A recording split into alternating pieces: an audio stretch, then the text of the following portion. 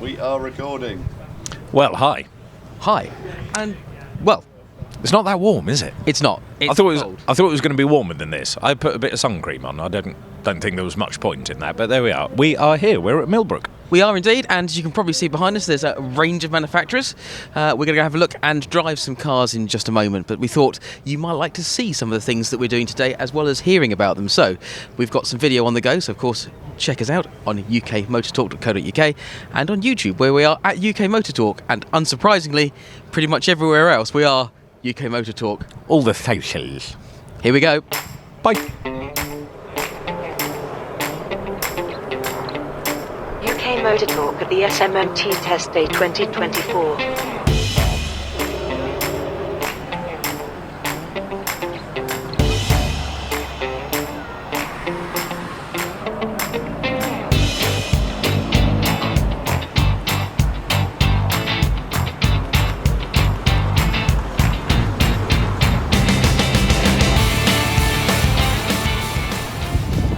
We are waiting to drive an Ami, but whilst we were doing that, we've been treated to look at this, a branded drink. A Stellantis coffee. A We were told to Stellantis go coffee. and ask for a Citroën coffee, but we are at quite possibly one of the coolest coffee shops I've ever seen. We are at Box Drinks, and we are here with...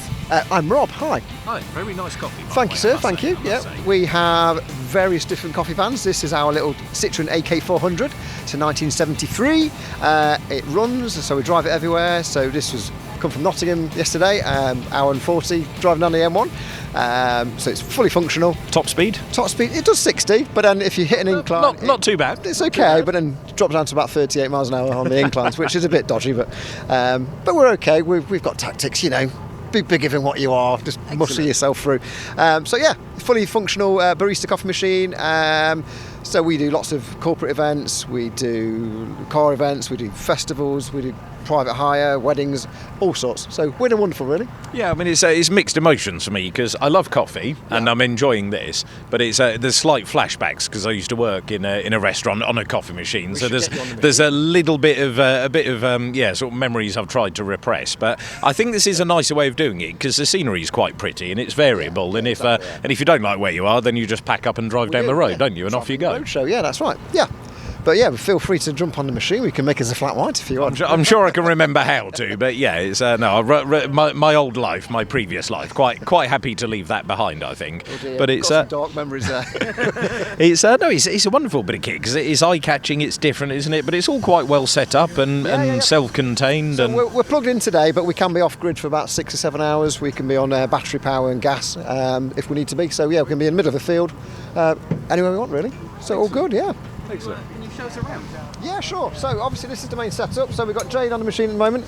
We've got the on-demand grinder, 2-group automatic coffee machine. So that's all set up in the mornings. We dial it in. Perfect 36 grams of coffee coming out. And it's all powered by the back half. So in the back we have water pumps.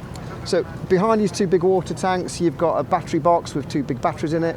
That's about 230 amps power, so that gives us the 7 hours running time. We've got a knock box, we've got a wastewater, and then on this power wall we've got changeover switches from electric to battery. We've also got an LPG conversion underneath the van. That gives us the gas power for the coffee machine, because that's the bit that uses so much power. So that if it was on battery, it wouldn't last more than sort of 20 minutes otherwise. So yeah, it's all self-contained, really. So no plans to EV convert the van then? Not on this one, no. I think the weight limits would be a bit of an issue. So we bought this one because it's the AK400. It takes 400 kilograms in weight, which is ideal for me because coffee machines are quite heavy, water's quite heavy. So yeah, we needed that extra.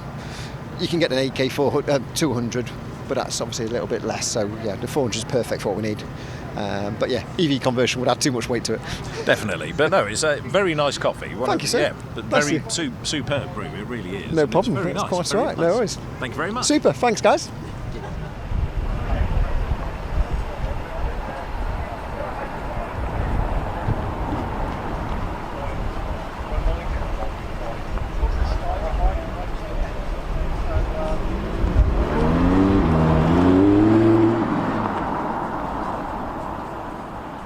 Do you know where we are?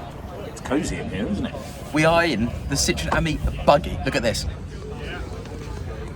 Here we go. Right, there's so much legroom in the passenger seat. I'm gonna have to put my foot in my bag so it doesn't disappear out through the sides, but we're good to go. Right, Here we go. off we go. But this is cool. I like this. This is fun. Right, so here we go. Already, I'm quite happy with this thing. It's chilly though, isn't it? It gives you the wind in the beard experience. It does. There's a little zip out. You can probably see, just about see. There's little zippy out side window thingies, but you are very exposed. You've got a bar either side, which is released by a tag. And this is a car that's probably getting one of the most amount of looks here, I would say.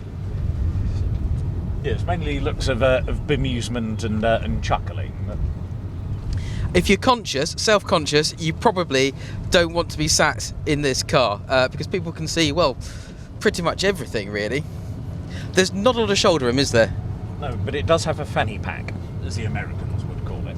It does, mounted to the steering wheel. There is a bum bag type thing, or just avoiding a crater. Oh. So this has pseudo McPherson strut suspension. Yeah, I'm not quite sure what pseudo McPherson strut is, but No, here we go. Right, so we are heading out onto the city circuit. where is the city circuit? That's a good question. And what colour is the city circuit? I don't know. What colour is it on the front? I don't know. That way, to the left. To the left, here we go. Friendly marshal's pointers. This way. I guess so. Yeah, here we go. Yes, city's on the right, so there we go. There's the big, scary no entry sign.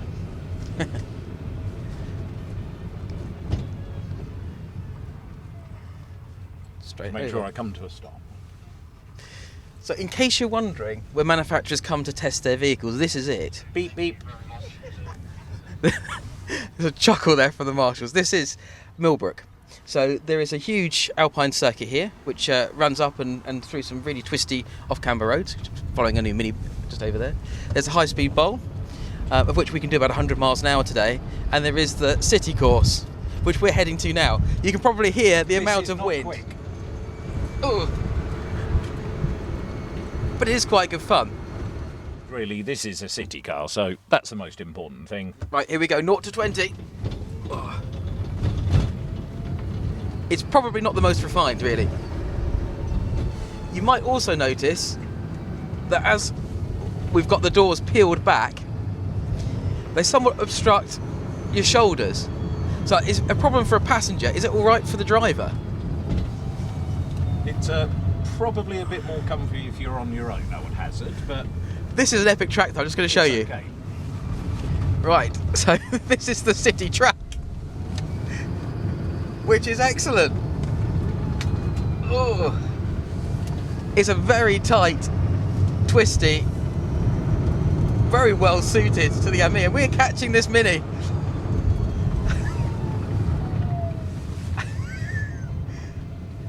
As we're going through these very tight, twisty roads. So if you imagine that you're driving this thing and you live in Paris, or I don't know, Naples, this is spot on for the middle of Paris. This is absolutely ideal. It But really it's probably is. small enough. I think you can drive it on the pavement, to be fair, given the size of it. What else can I tell you about it? Well, air conditioning, don't really need to worry about that. There's a great sunroof, sort of big open zipped out section. It's a long way away from me though, it's not full length. Sort of scaffolding that holds the roof up. The controls are really simple, so there's a place to put your phone. That is your audio, and there's a place to plug it in. There's a hazard light switch. USB-A. Yep. Reverse neutral drive. Shopping holder. Shopping handbag holder, type yeah. thing. I'm not sure I trust my takeaway not to disappear out the side door. Some little inserts in the top here. A horn on the end of the indicator stalk, which is lovely. And an indicator, and that's about it really. Heater, well I assume it's got one, the normal Ami does, it just blows very hard at the windscreen. But that is about it. Oh, and you've got a handbrake. Through these tight, twisty roads though, yeah. This is great.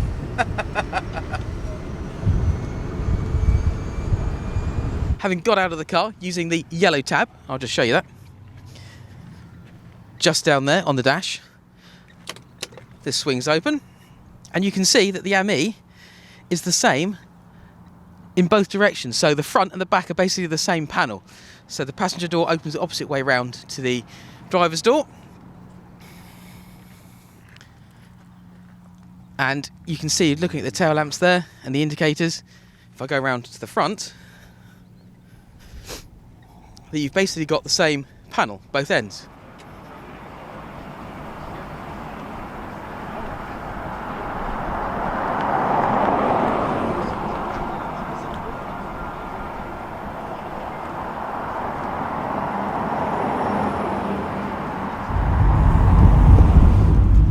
You join us this time in the MG3, and well, initial impressions.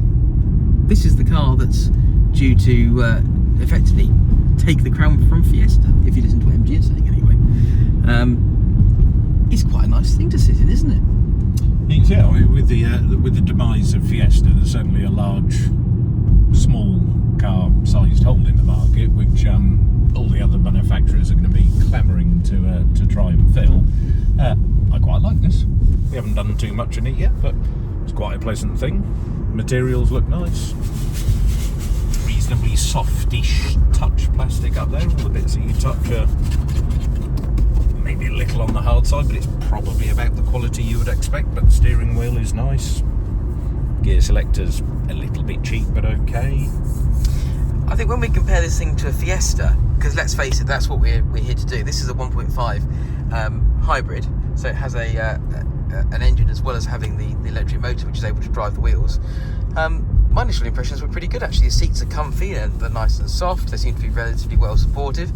Notice that the steering wheel doesn't seem to adjust for reach as well as rake, which I thought was a bit weird, to be honest.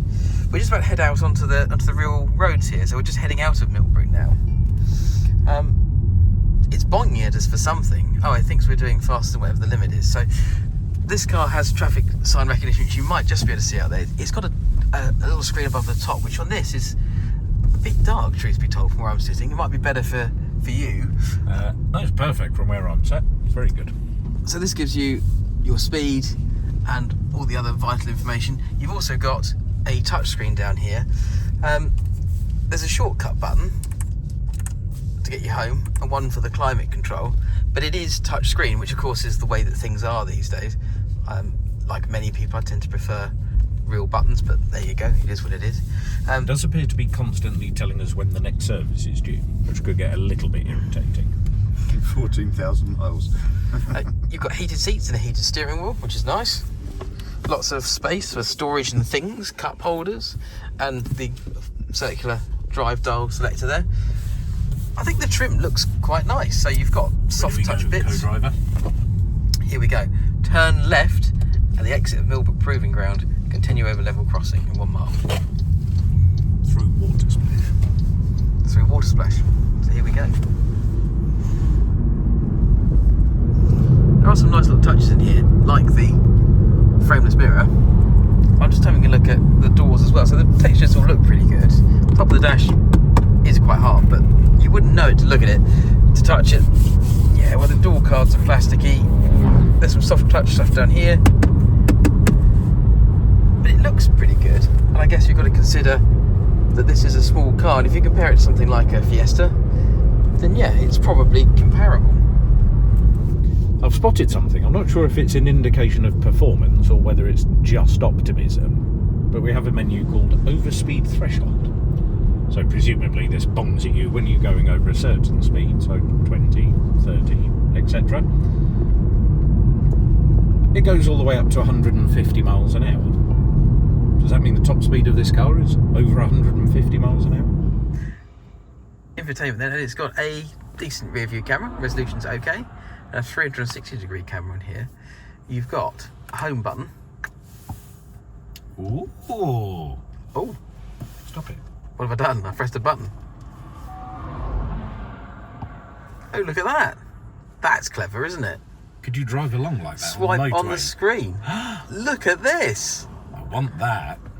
That's But I'm waving, I can't see myself. That's excellent. But that is, so if we now drive forwards. Oh, very clever. Oh, we like that. That's cool. There you go. Otherwise, the touchscreen's okay, I reckon. You can skip through bits. It seems to be relatively responsive. It's nice that there's a proper home button, so you can go back. Having the climate control and such, though, on the screen is always irritating, of course, but nevertheless. Look at that. There's your overspeed audible warning. Ah, a bit of customization. Yes, Left hand function for left start button. Oh. Ah, that gives us the 1, 2, 3. There we go. Function for right start button. What is the 1, 2, 3? AC mode. The amount of regeneration. Ah. So we can have, what's SRC? Something recycling? Southern Recycling. Supplementary restraint system? No. Oh, source. Audio source. So 360 camera if you want to be able to turn that on. Or control the vehicle. Well, let's have some vehicle control. Oh wait, there's more. What do you think? Do you know what? From where I'm sitting, I reckon this is pretty good. So the driver's display that's directly in front of me gives you pretty much everything you need. It's nice and clear. Doesn't really show from where you're sitting on the passenger side, but it does give you all the information you want, and it is right in front of you. The steering, it's not quite up to the same level of feel and feedback as the Ford, and to be honest, I'd rather it moved a bit closer to me than it currently is, because I like to sit a bit further back, my legs out in front of me, but the seat's comfortable and it's supportive. Visibility is pretty good. You can get reasonably comfy being, well, I'm 6 foot and you're, what, just under 5'10", so exactly that. we both managed to get roughly comfortable. Yeah, in a similar sort of position, I think, as well. It's a nice car. As I say, I can see all the way around me fine. I can feel very confident in threading it through any sort of gap. It's just a good small car. What really impresses actually is the performance, which is, well, excellent. It has this hybrid motor which is attached to the engine, and it gives you just enough. It's not probably the smoothest of handover. You do feel it when it thunders into life, but considering the size of the car and the price point, and bearing in mind this thing's just over £20,000 as we drive it, it really is very good, all things considered. Engine, well, there's a little bit of noise, and wind noise is acceptable rather than excellent, but otherwise, yeah, I quite like this. I think it's a good small car, and considering that the market seems to be devoid of lots of good small cars as it was, this has earned its place, I would say, already. What's the alternative then? Not a Fiesta. We've got the Suzuki Swift, of course. The Alpine, there's a good small car. That is a good small car. We have averaged 40.9 to the gallon, with really no regard for fuel economy whatsoever, so it seems very good. How do you dial up the regen? Left star, so at the moment you are on 3, so you have all the regen. Okay. I can't say that that's... One regen back off. I can't notice any of the regen at all, to be honest. There we go. Okay, there we go, that's more like it.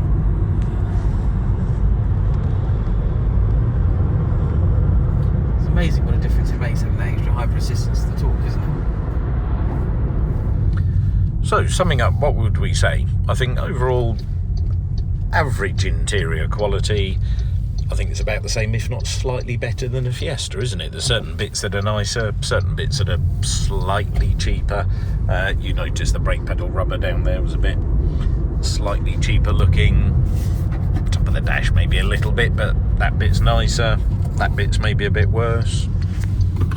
That bit's a bit worse, but that bit's a bit nicer. So I'd say, for given the Fiesta size hole that Ford have left in the market, I think on average this is probably slightly above a Fiesta, I would say. So I think it fits in quite well. I think they've done quite a good job with this, and I know it's all relative, but it's not a bad price, is it?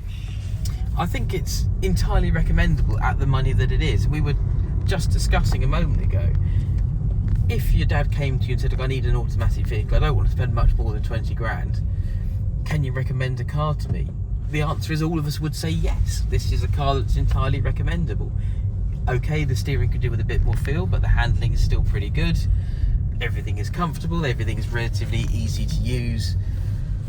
There's a big touchscreen that's relatively responsive. Yes, it would have been nicer to have proper climate control, but in terms of actually buttons rather than being able to adjust it on the screen. But you know what? It's fine. It's what you'd expect. The mirrors seem pretty big. You've got really good visibility behind you as you sit from the driver's seat and look out. Yeah, it's a good small car, which is what you want. Would you take it out for a thrash on a Sunday? I'm going to say probably not. And yes, when you're pressing on, the engine does sound a bit harsh, but who's going to really do that? Is this the right car for you if you want to do that? Probably not. The performance is good, more than probably most people will actually need. And we are now averaging 50 mpg. Which is That's very good. Yeah, absolutely excellent. So I would say this is another well done to MG, really. It does make you wonder what some of the other manufacturers are thinking when it comes to producing small cars. Appreciate that they're expensive to make, but clearly there's a market for them. And once customers are in a small MG, when they then need a bigger MG, are they going to do that? Well, they are probably just going to go for an MG4 or something else, aren't they? This is the front of the new MG3, and I think it looks quite sharp, to be honest with you. I like the way the headlamps look. Carbon fibre. There is some faux carbon fibre. I would say that probably needs a slightly bigger wheel. It looks a bit underwheeled to me. Carbon fibre. But there is some fake carbon fibre. Otherwise, looking at the side, yeah, it's quite a handsome car, perhaps a bit tall at the back. Some nice design in terms of the shape and the lines. A little bit of a shot of the inside for you. It's a smart car, isn't it? Seats are as comfortable as they look. Oh, what a thunk. Into the back. Yeah, for a small car, something Fiesta sort of sized. There's rear air vents, which is a nice touch. Thank you, the rear passengers. And the boot, well, it took me a moment to find the boot release, which is actually tucked up under here somewhere. There we go. And it's got an all right size boot. We've chucked all of our stuff into the back. LED lights. Yeah. And there we go.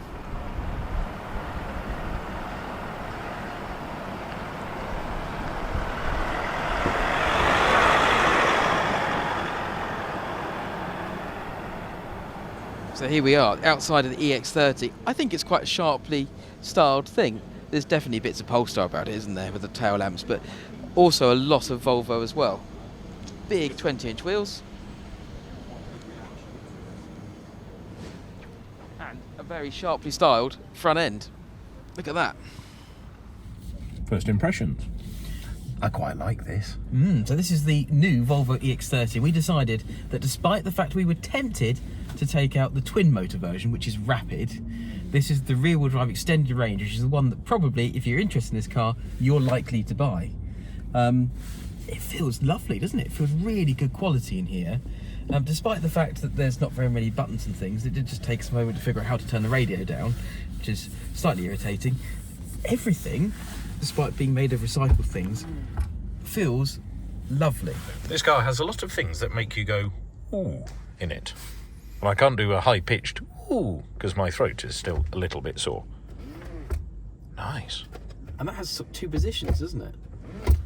It does. That's very nice. We like that.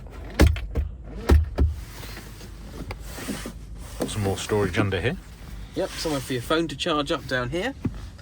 Now this dash is all made of recycled bottles and all kinds of bits and pieces, and it actually has a bit of texture to it, so it looks like it should be flat, but you can actually feel it. It's quite tactile. The door handles at the side here though, those are especially lovely. Really nice to hold on to. Reassuring thunk. Very well insulated. Listen to the noise outside. Very good. You've got a Harman Kardon bar across the top of the dashboard, so gives you a bit more space in the door pockets for things, which is quite nice. There's no speakers in there. And just lots and lots of nice details. Frameless rear view mirror, big glass roof. This is the ultra spec, this one, to just point out. So this is the highest spec. It is nice. Seats are comfortable and supportive, and pretty much exactly what you'd expect from Volvo. So They're always very reassuring cars. let's get going and have a look. Everything is okay. Everything is okay. Everything is okay. I'm quite comfy here. I quite like this. I don't mind the steering wheel. I think it's all right. I don't know, I couldn't get on with the Allegro squareness of it, but it just felt weird in my hands. There's a nice touch though, as it adjusts. The little monitor on top just changes its position so it's in the right place for you. And another thing, the door mirrors, when you adjust those, it's not the mirror that moves, it's literally the whole casing. So the whole thing adjusts itself, so it does look really quite smart. It hustles this thing too, doesn't it? Yeah, that was a gentle tickle of the throttle to get up to speed. Really quite comfy in here. Comfy driving position. Good range of adjustment. No, I quite like this. I'd like a speedo in the middle though. Having it up there is a bit weird. Yes, everything's on the central screen. Everything. So from the climate controls to the seat controls to the whole bit. Otherwise, the electric window controls are in the centre here with a little button to tap for the rear, sort of much like the Volkswagen. And everything otherwise, including the mirror controls, is indeed on the central touchscreen. So one thing I noticed when I was driving this is that there is a reasonable amount of body roll. Now, this isn't a sporty car really, it's not designed to be sporty. It's rolling on 20s, the right, I would say, is pretty good, pretty compliant. And there is a reasonable amount of body movement on top, but it recovers pretty well. So we've driven lots and lots of EVs that have lots and lots of power, but this, which is really quite pacey, it picks up beautifully. Does seem to be quite happy to change direction relatively well, although for me the brakes could do with a bit more feel. They're there and they do cut in, but you're quite a long way down the pedal before you get them to where you want them to be. On the road, that's probably okay. We're on the Alpine circuit here at Millbrook, which means that as we go through some of the corners, they've been designed to be off camber, awkward, particularly tight. We're just coming up against a BMW M60, just bracing myself there as we go up the hill and do a wave of torque. Chasing around a Kia Picanto, look at that. Really is quite pretty here. If you've never had the opportunity to drive here, and indeed not everyone does, it is a fantastic little circuit this. So it's one-way traffic, which means you can be certain of nothing coming up the other way, which means you can use all of the road, which is quite nice.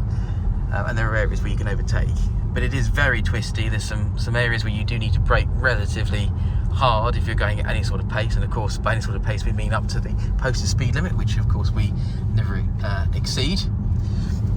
And there's some very steep gradients. There we go. So as much as you probably see on the road, that's 14% that one, and then a crest, and some beautiful curves as well. We're back at the Volvo stand, having been out and done the Alpine circuit, which you've just seen. Well, there's no point in me saying that really, in fact, is there? Because you would have just seen it. We're back having just done the Alpine circuit. This thing is surprisingly quick, considering it's 272 horsepower, which is around about the same as a Mach-E extended range rear-wheel drive. It's much quicker, isn't it? Yeah, we'll have to find out what it weighs, or I don't know how the gearing works, because it's one gear, isn't it? So I don't know if the top speed is lower or higher or what really, but it shuffles along very nicely, doesn't it? Slightly too soft on the damping, I think, for chucking it around the Alpine course. Just a bit, when the movement gets going, it takes a while to settle down, but it can either be like that, or it can be very jiggly and very bouncy and a bit uncomfortable. I think the sort of car it's designed to be, probably more comfortable is better, I would say. Yeah, I think you've got to consider the fact this is still a Volvo, and Volvos, yes, they have, they're sporty looking, but they're not, I think, ever intended to be a an entirely sporty car. If I was going to buy a car like this to move my family around in, and this would be a genuine consideration, I think, for me, this is about perfect. Really. You can imagine driving down the motorway, popping your foot down when you need to overtake something. It's got the power, you've got the confidence that you need there to do it. For me, when you are pressing on, yes, you've got the body roll. It does help a bit, I think, in terms of the overall feel of the car. I think a little bit of body roll is okay. I know we've said this before. The only thing that really does bug me, apart from the weird sort of Allegro shaped steering wheel, which for me was irritating, and where the button section is a bit too thick perhaps behind the back of your hand, it's the brake pedal modulation, which I found there's not a lot of feel, but not a lot until you get right down in the pedal, and then it's sort of there, but I just felt like I needed just a little bit more for me. Yeah, I think a little bit more bite on the pedal would be nicer. Just that initial, I think when you press them hard and use them, they work, but I just prefer that initial slightly sharper bite, so you know they're going to work now rather than when you get there. Yeah, one pedal which just is okay. It's not particularly fierce. I'm not sure if we can adjust the regen. I couldn't see a way to do it, and everything is done through the touch screen, so things like adjusting the mirrors you couldn't do when you're moving. I know that of course we shouldn't do it, but sometimes when you're reversing back into a space, you just want to drop the mirror down a little bit so you can see behind you. If you're reversing back against a curve, you don't necessarily want to do the 20-inch alloys.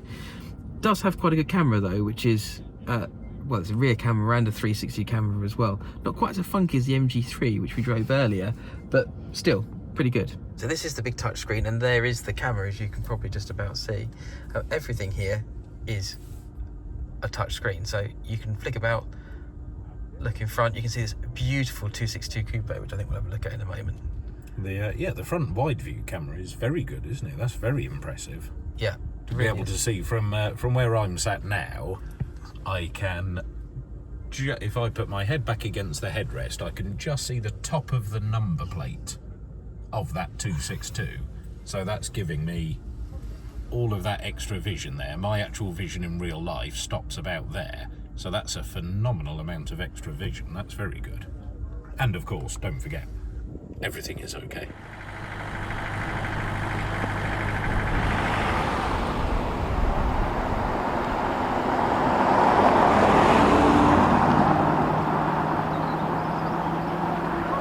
I am inside a Volvo 262 Coupe, which is, well, glorious. But look at this. How does this grab you for proper tactile switches? Watch this now. Oh, really tactile, proper switches, which you don't need to take your eyes off the road for. And even if you do, you only need to glance to see what does what and where. This is excellent. Cars need to have this now. Lighter. Oh, go on then. A bit more on the Volvo. Take a look at this interior. It is just as comfy as you'd imagine it would be.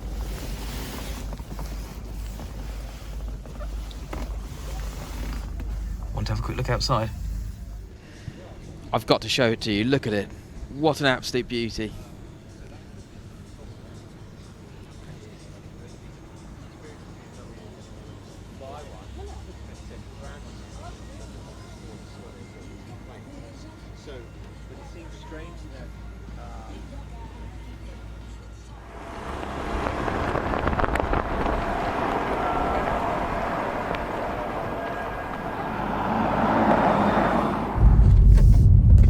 The sun's come out a little bit. Anyway, we're in a Swift, a Suzuki Swift. The new Suzuki Swift, as it happens. And what can I tell you about it? Well, first things first, everything is made out of plastic. Everything is plastic. The doors are plastic, the dash is plastic, everything. The centre console bit's plastic. It just feels very plasticky. Reminds me a bit of the old Micras, if you remember. So when you used to have those at the K10, K11 Micras, where everything was just made of plastic, just much like that, really. It is doing 56.1 to the gallon, so that's not too bad. What did you just do? Change down a gear. It's a manual gearbox. Look at that. That is a rarity in this day and age, to be fair, isn't it? It is, and with the Fiesta gone, and the Fiesta being about £22,000 and this being just over £20,000, this car is of course entirely relevant. So, what's it like? Now, the other cars, we've been trying them on different circuits, including the city circuit. With this one, we're trying it on the Alpine route. Now, oh my god, what happened there? Oh, I think the ABS has kicked you've in broken already. it. Oh, It's not happy. no, Gates, you've broken it. I appear to have done that, yeah. It's decided it is not happy with me. You have the mechanical sympathy of Sarah Connor. For whatever reason. Well, anyway, so back to the point. We're on the Alpine circuit because we're trying to figure out whether this car can be as fun to drive as a Fiesta is. And I'll tell you this, there's more body roll than a Fiesta, and it's much harder work. Now, is anyone going to come past me? No, there's a Mazda MX-5 behind us and we have left him in the dust until we get right to the top of the corner. That's the Mark 1 MX-5 you want to have a go in. I do want to have a go in there in just a moment. Well, I would say there's a bit of understeer, but the road holding is pretty good. Braking hard. Rolling over into that right-hander, and yeah. Do you know what? It's not bad at all. The interior quality, it's not as good as the MG3. What is happening? And to be honest, the traction control, which just keeps limiting the power to about 20 brake horsepower, is a problem. I need to try and figure out if there's a way to turn that off. That would be very disconcerting if you were on the road. There's an MG3 in front of us now, in fact. What do we think to the looks of this thing? Well, in front of that, conveniently, is another Suzuki Swift, which the guy at Suzuki described as, well, yellow, but it's sort of green, isn't it, really? Like a washed out green. Minty green. Pistachio. I'll go with pistachio. I'm not entirely convinced on the looks. I used to really, really like the Swift, the old Swift Sport. Hard on the brakes here. Into the right. Here we go. This is post lunch. I will point that out as well. Yes. If it wasn't for the nannying bits and pieces, actually this is relatively good fun. And considering that this is more of a torture test of a car's handling than it is a realistic representation of it, this is pretty good. I would like to turn the traction control off. Ah, no, that's not it. There's lots of buttons here, which is a good thing because of course you need to have buttons on cars, and they should have buttons. This does. Although there's lots that goes through the touchscreen, it does have proper controls for the climate, thank God. Collision off. Traction control off. I found the button. It's here on the dash. Good. Unfortunately, it's too late for me, so you'll be able to tell me what it's like when we go around, presumably, the same circuit in just a moment. Right, we've just stopped. So, there's the traction control button. And how retro is this? You've got the bonnet release and fuel cap release under the dash, physical buttons, physical levers, which reminds me a lot of the Japanese cars as well. This really does remind me of the older Micras, I have to say. Yeah, a couple of things. Clutch pedal, very springy, a little bit vague maybe, and the same with the gear selection here. So it's in gear. This is a brand new car. There's a lot of movement there. It doesn't feel, you wouldn't say it's rifle action, but there we go. Over to you, Jim. Just in terms of the way I'm sat in it now, the driving position, steering wheel, gear lever, it's almost identical to the Mark 1 Golf I've just sat in terms of slightly just not quite fitting right. It's, as you say, it's a little bit old-fashioned, and it's very old-fashioned in its dimensions and its ergonomics, I think. Yeah, I kind of thought the same thing. It does feel that little bit older.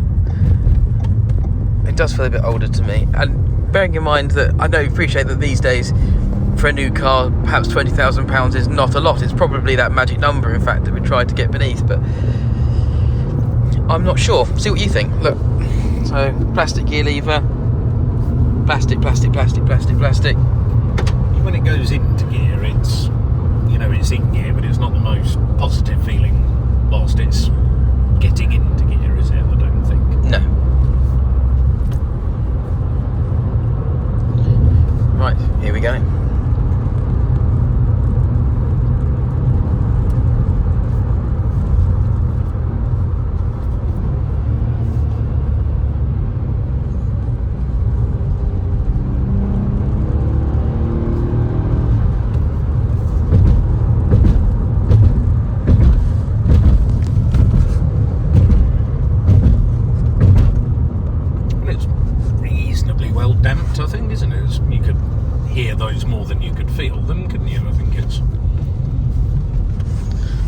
the people watching this will agree, as I'm jiggling around from the passenger seat. I think when you're in the driver's seat, you've got a steering wheel to cling on to, haven't you? And you can feel it, but... yeah, that's always the thing from the driver's seat. You're expecting the inputs and the direction change and whatever else. So it's, yeah, it always feels jigglier or bouncier or rougher from the passenger seat. But I think it's okay. Just okay. Isn't it? It's quite literally okay.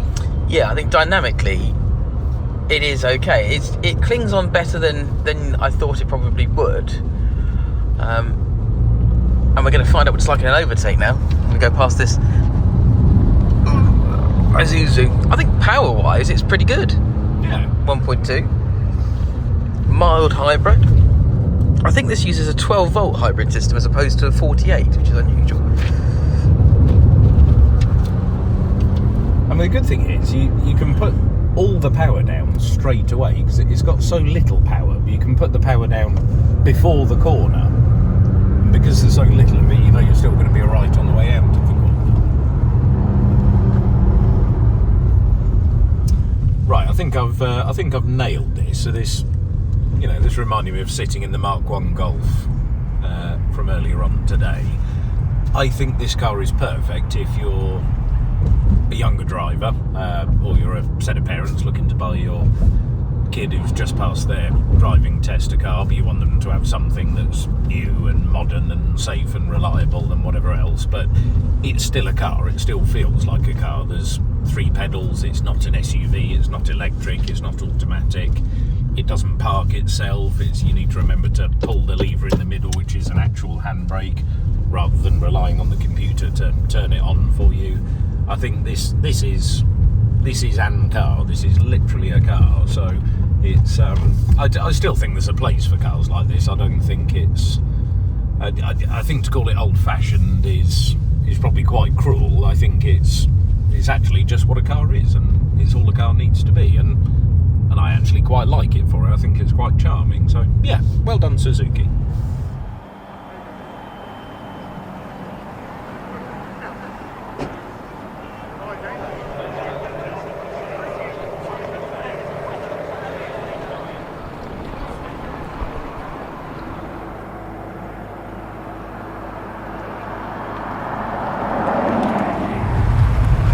Right, we are in a Clio, and we are in a Clio Esprit Alpine. Yes, which confusingly doesn't give it any more power. What it actually does is give you a higher specification of trim. This is a manual. It is 3 pedals, gear lever, and I quite like it in here. This dashboard, that fabric's nice. Little tricolor there, that's a nice touch. It feels like it's been thought about, doesn't it? So there's some really nice touches. The headlining's nice. Steering wheel is nice. Check the headlining, as we say. Look at that. That's different. We like that. Of course, there's a big touchscreen, as there always is these days. But there are physical buttons for the climate control, which is good. Do we have a physical button for the volume? Probably not. No, that does seem to be on the touchscreen. However, if you remember the Mark II Clio, and possibly even the Mark 1, it does have an audio stalk down by your left, or your right knee, should I say, sorry, down the side here, which, well, that'd be very familiar to anyone that's ever driven anything Renault, really, since the 90s. And I'm amazed they've stuck with it, but there you go, it is still there. Doesn't mean that you get out of having buttons on the steering wheel, though. There are, well, lots. So in our quest to try and find a car that handles a bit like the Fiesta as an alternative for you, we decided that we would try this. Thoughts on the driving position? Quite comfy. I can instantly slip myself into the seat. It's quite supportive, it's quite comfortable. Visibility's good around me. But this is... it feels fine, really. 1.2 litre engine, 3-cylinder. It's okay. It has the sort of throb you expect from a 3-cylinder engine, and there are lots of them, of course, these days. As manufacturers try and make their way through emissions regulations and try and get underneath 122 grams of CO2 per kilometre. That's exciting, isn't it? Effectively, after every gram, They get beyond 120 grams of CO2 average across their fleet. They get fined £89 per car per gram. So there's a lot of motivation to do that. But with Renault, of course, they've got lots of electric product and lots coming. So the Renault 5, which we're really interested in, that should be pretty decent. And of course, there is the Megane E-Tech, there is the Renault Scenic. And do you know what? This is picking up pretty well, really. Certainly haven't got any complaints in terms of its power, pickup, delivery, in terms of handling. This is a relatively tight apex. I deliberately turned in a bit late to see what would happen. It didn't unsettle it. So we get through here. The advantage of being both sides of the road on this course. Yeah, it handles in a very tidy fashion. There is a little bit of understeer, as you probably expect for a front-wheel drive car, but look, if you want to, you can take the apex of the corner. This being, of course, a one-way circuit, so you can use both sides of the road. And you certainly don't embarrass yourself. Going into a tight left-hander. Composure and control is really good. We're not completely without body roll, but it seems to be really well controlled, to be honest. I'm certainly not uncomfortable here. Here we go, over the top of this crest. Back end getting unsettled, as of course it should do. You always have to go relatively hard on the brakes here, and yeah, the bike's quite high up. There's relatively good pedal modulation, and I quite like it. We're following this Type R.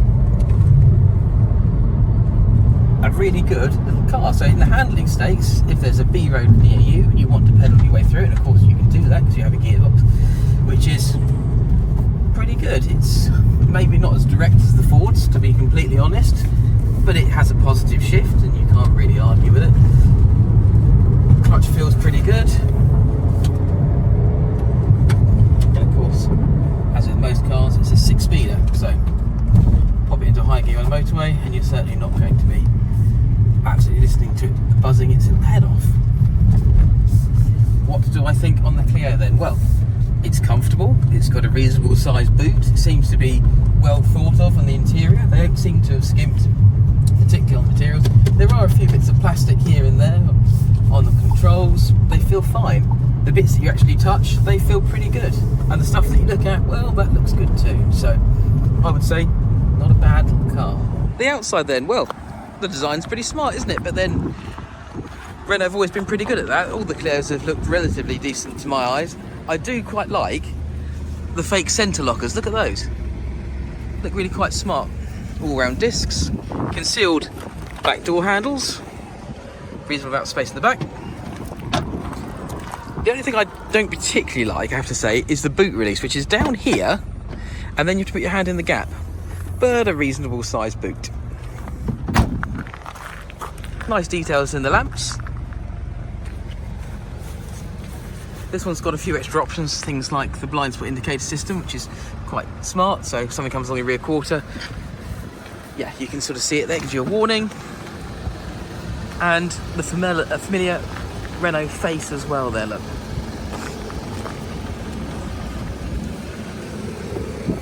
And a Jim. Hi.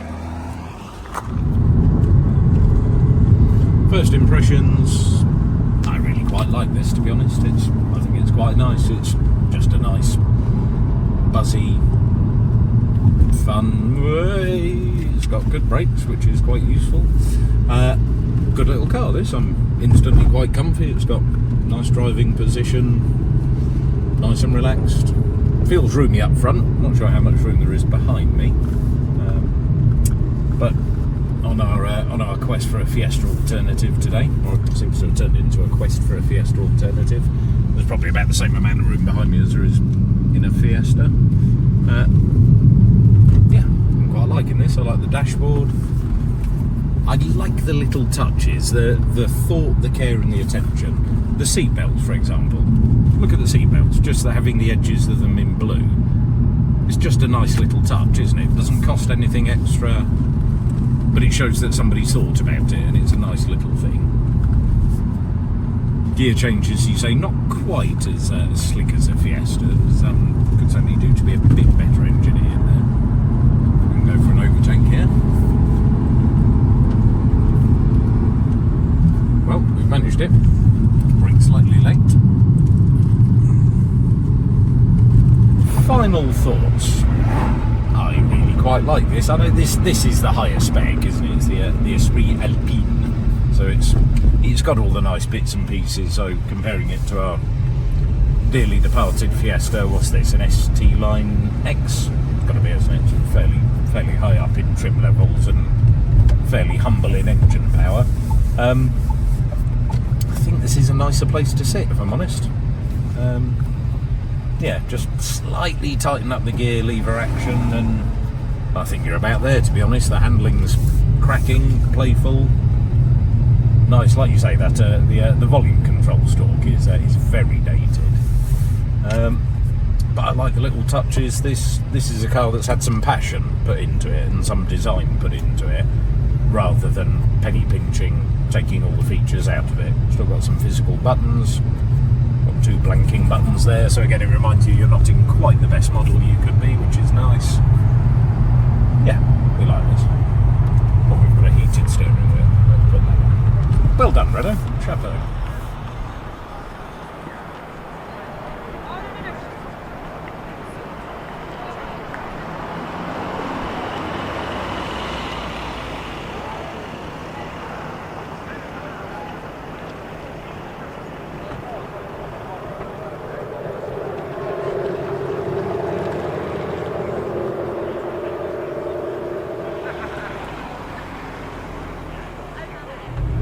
Right, what are we doing?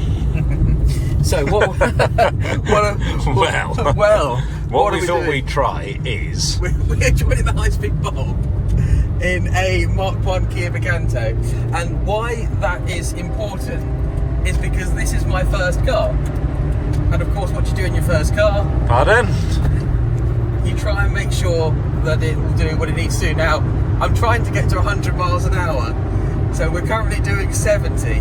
Well, put your foot down. My foot is welded to the floor in 4th gear. There's an R8 coming up, but I suspect we can probably do better. Here we go. Let's wait for him to move out of the way. Hurry up. Right, here's the thing.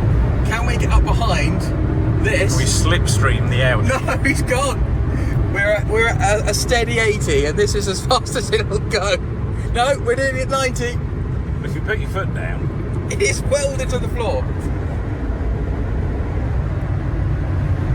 Here we go. Right, so my first car was a Kia Picanto, a silver one, an SE, which is a much higher spec than this one. Why is this guy slowing down? That's the question. I might have to flash him to get out of the way in this Kia Picanto. Mine had electric windows all round. It had a CD player with MP3 functionality. Pardon? It had electric mirrors, air conditioning, and was about £100 a month with £1 down. So it was pretty good. Oh, hang on. Turn the aircon off, that's it, reduce the drag. We've just gained 2 miles an hour. Here we go. So is the car as good as the memory? Well, this one's done 19,000 miles. Presumably not all of them going round trying to get to 100 miles an hour. That's 95 indicated. It's noisier than I remember, truth be told, but this was 2004, so it was a long time ago. We're just reaching 99 miles an hour. Cue the music. Here we go. I never did this in my own car, of course. In fact, I don't think I ever got anywhere beyond 70, but we're about to do it. It turns out if you have a de-restricted track... No, we're slowing down. Straighten up, straighten the steering. Well, I will do in a minute. Here we go. No! Right, I'm going to slingshot out of the corner. Let's see if that gives us any more pace. Right, I'm going to come up to the top. Here we go. We can't go into that outer lane. That's for professional drivers only, and I'm not that. So we're going to try something that they try in small planes, which is get that bit higher, and then try and dive down. Here we go. We're going to get right up to the side. There's nothing around me at all, so we're safe to do so. Here we go, I'm diving down towards the left-hand side of my lane, and I think this is the best we're going to do. I think we got to about 99 miles an hour, which is the which is about as much as this thing is capable of. But there we go. And all of this was doing 60 mpg, because back in my day, it used to cost me 25 quid to fill it up. I assume that's not the case now. Oh, 97, we're on the flat bit. Oh, come on! Come on! Oh. I think that's our lot. The wind is now really picking up. We're starting to get some buffeting. So I'm going to slow us down gently and look for the exit. So there you have it. Some nostalgia for my very first car. I think this is the first time I've driven a Kia Picanto. First impressions, I don't quite fit in it, unfortunately.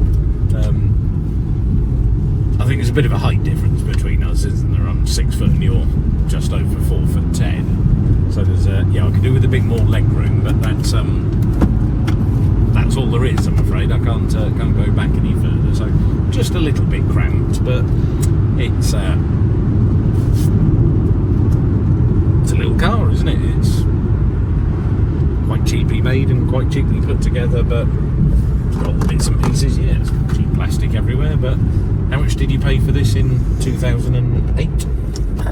I got mine as a pre-registered car. I paid, I think, £6,795 for it. £6,795 yes. for a brand new car. It might have been £6,495, and if you bought it brand new, ordered it from the factory, it was £7,295, I think. So yeah, it was just about £1,000 cheaper. So this car was, I mean, this particular spec, which is a sort of a low spec vehicle, this would have been, well, probably sub £6,000. Tell you, it does highlight the importance of always being the right gear at the right time. I think we are incredibly spoiled with modern engines and the torque that they have. I think a turbocharger, as long as it's somewhere vaguely in the power band, which, thanks to modern trickery, most turbos are in the power band most of the time. It's not like the old days with lots of lag and mild hybrid systems and all that kind of stuff. It's you don't really need to pay too much attention to being in the right gear at the right time. But in this, if you're not in the right gear, there's absolutely nothing there. But we're pressing on all right. We're keeping up with whatever it is in front of us that was just braking so hard he'd somehow managed to activate the hazard light. I'm not quite sure how we managed that, but we're keeping up with him. I quite like this. I think if I'd have had this as my first car, if it's a good indicator tick, I'd be quite happy with it if it was brand new or very nearly brand new when I first got it. Like I say, I think I'd have to work out a way of putting the seats slightly further back because they don't quite fit in it. But apart from that, does everything you need. Good cheap little car, and I like honest cars, and this is just an honest car, and actually it's quite fun to chuck around and not so quick you get yourself into so much trouble, is it? No, I think mine had a bit more poke than it. I seem to remember mine was a 1.1 and this is of course the smaller lower spec vehicle, so maybe just having that extra power made all the difference, and maybe I would have made that extra 1 mile an hour, you never know. Would have made all the difference.